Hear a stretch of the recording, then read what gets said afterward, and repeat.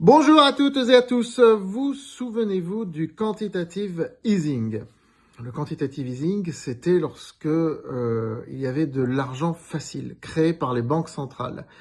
Une fois que les banques centrales avaient terminé de faire baisser leur taux directeur, ce qui s'était répercuté sur l'économie par des taux d'intérêt extrêmement bas, ayant entraîné la bulle immobilière, donc année 2010, fin des années 2000, année 2010.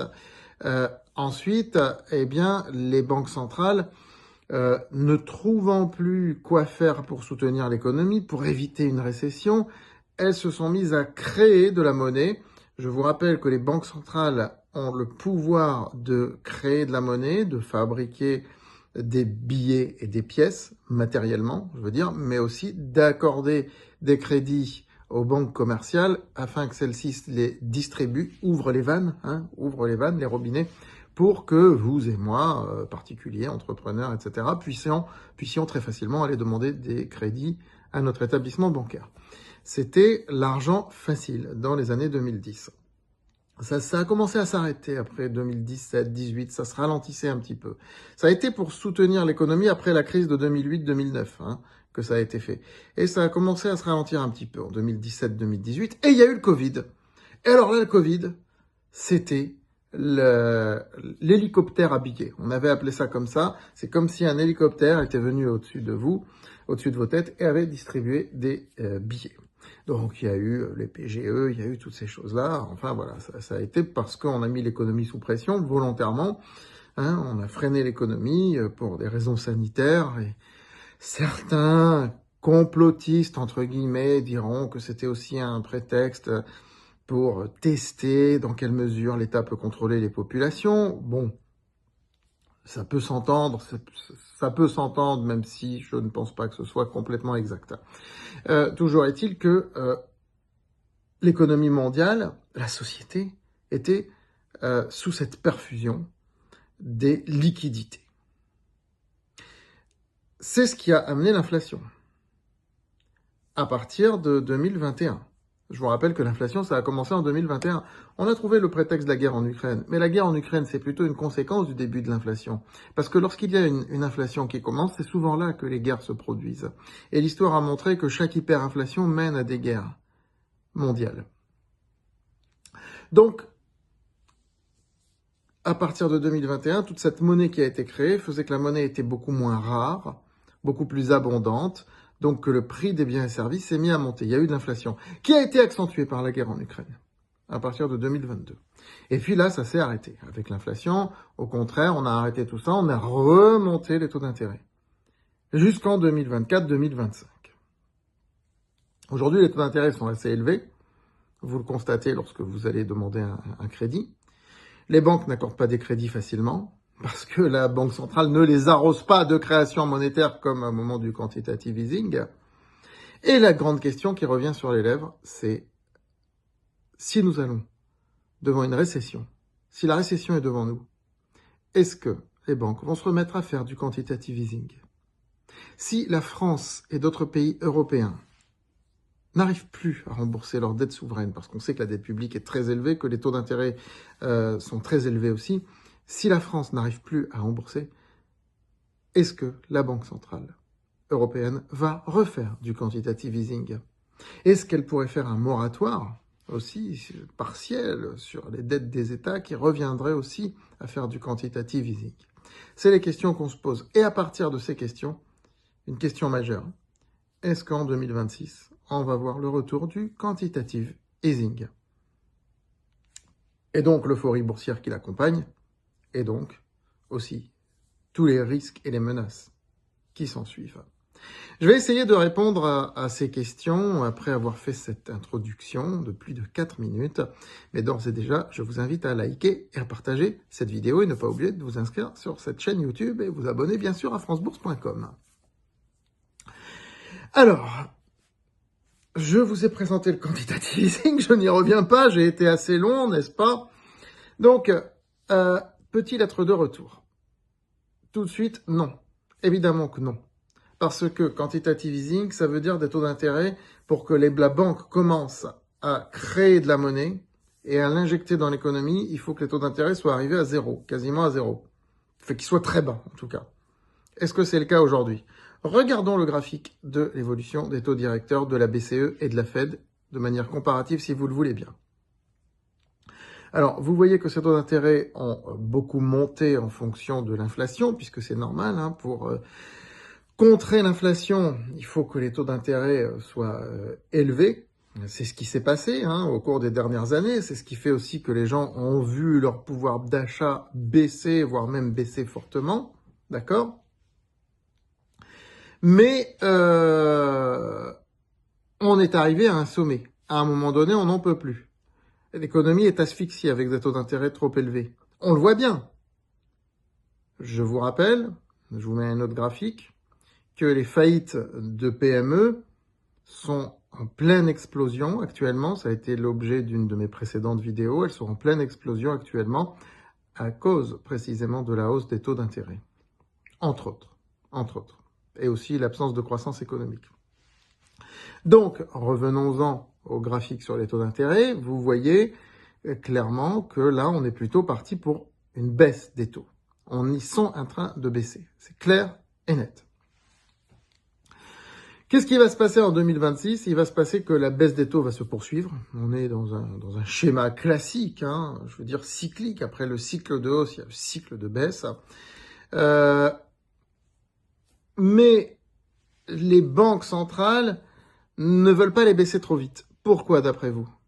Parce que lorsqu'il y aura des signes de récession, ça fait 4 ans qu'on en parle, des signes de récession, 3 ans du moins, et ils sont toujours pas là. Enfin, à chaque fois ils arrivent, on échappe de justesse à la récession. Quand il y aura de vrais signes de récession, qu'une économie majeure comme la France ou comme les États-Unis aura 2 trimestres de décroissance du PIB, ça avait été le cas de l'Allemagne, hein, il n'y a pas longtemps, elle est passée vraiment au bord, mais ça c'est passé assez inaperçu. Eh bien, à ce moment-là, les banques centrales ont cette arme de baisser les taux d'intérêt. Donc, en 2026, la baisse des taux devrait se poursuivre.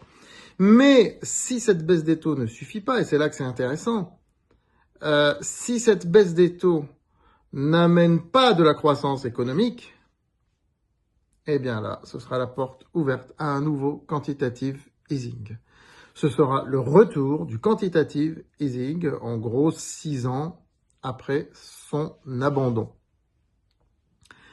Je vous rappelle que le quantitative easing, je ne veux pas dire que c'est une hérésie dans l'histoire économique, mais c'est quelque chose de dangereux et qui amène à des taux d'intérêt négatifs, comme on l'a vu sur la deuxième partie des années 2010 et en 2020, les taux d'intérêt étaient négatifs dans certains cas de figure.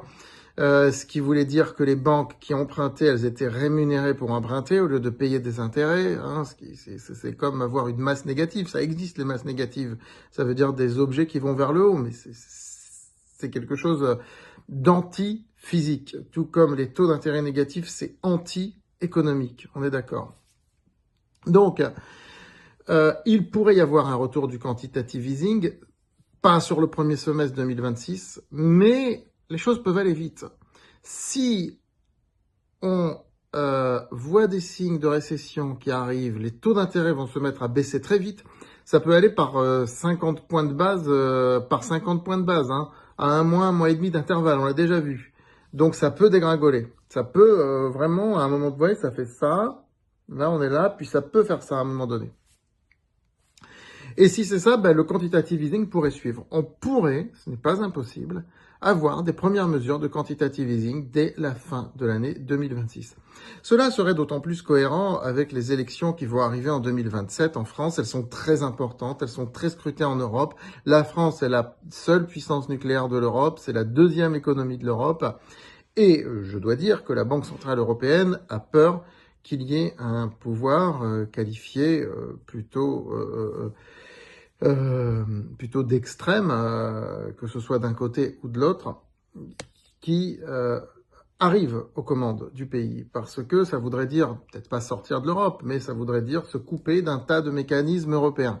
Donc, pour rassurer la population, parce que dans un premier temps, le quantitative easing rassure la population, il y aura peut-être des premières actions de quantitative easing dès la fin de 2026. Ce serait du pain béni pour les investisseurs, parce que là, ça veut dire hausse des marchés. Je veux dire, la bourse est protégée quand il y a du quantitative easing. Ça ne veut pas dire qu'elle baisse jamais, elle peut baisser, mais ça crée des mouvements haussiers de long terme. Ça crée vraiment des mouvements haussiers de long terme, puisqu'il y a un afflux d'argent dans l'économie.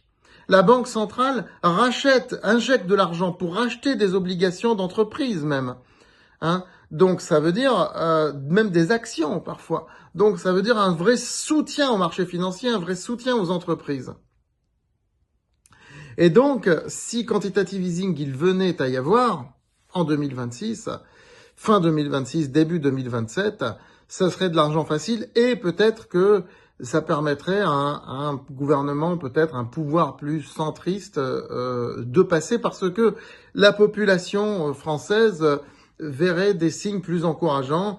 Elle serait moins prise dans une crainte, dans une peur, dans un repli face à l'Europe, par exemple, ce genre de choses. Voilà. Maintenant, le quantitative easing, c'est très bien à court terme, mais on l'a vu. À long terme, c'est une menace. C'est une véritable menace économique. Pourquoi ? Parce que à long terme, ça recrée de l'inflation. Donc, ça voudrait dire qu'on rentrerait dans un cercle, une spirale, dette, entraîne quantitative easing, entraîne inflation, qui entraîne dette, qui entraîne, etc. Vous voyez ce que je veux dire, un cercle vicieux, comme ça. Que certains verraient parfois comme vertueux au moment du quantitative easing, tant mieux pour les investisseurs, etc. Nous en profiterions sur France Bourse, je dis pas l'inverse.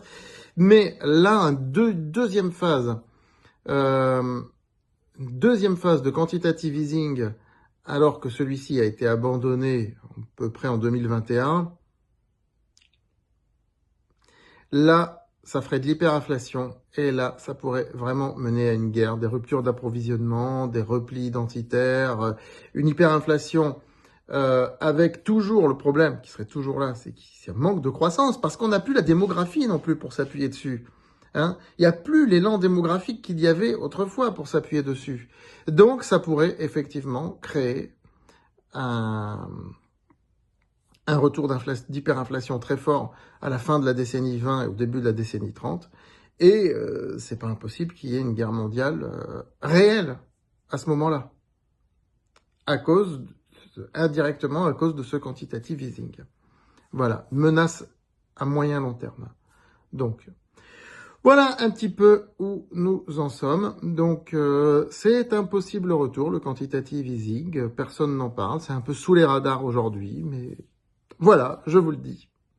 Voilà, je vous dis à très vite sur France Bourse TV.